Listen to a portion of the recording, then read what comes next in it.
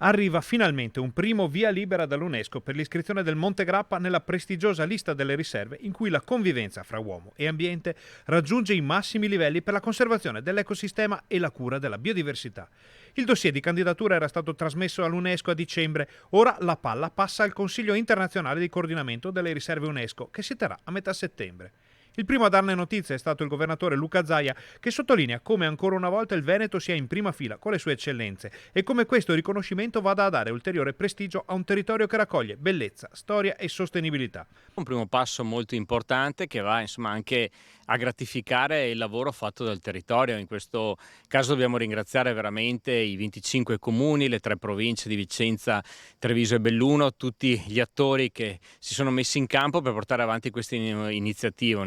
che è nata nel 2016, che si è concretizzata con la progettualità, con l'inizio della progettualità nel 2018.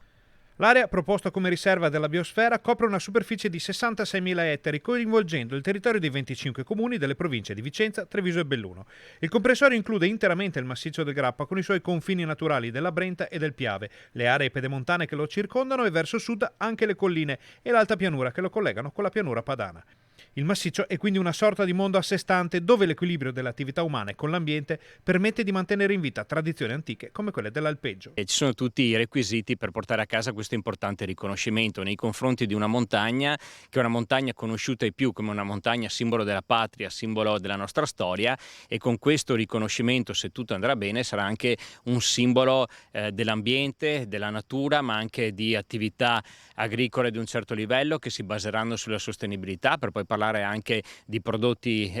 agricoli, per parlare anche di sport. Tradizione, turismo, storia e ambiente vanno a braccetto sul Monte Grappa per tracciare la rotta anche per altri settori, in una regione in cui le eccellenze non mancano. Questo riconoscimento ovviamente diventerà un altro grande patrimonio a livello mondiale e soprattutto in Veneto, che è una delle terre insomma, che sotto il profilo culturale e ambientale insomma, in questi anni di riconoscimenti ne sta portando a casa veramente tanti.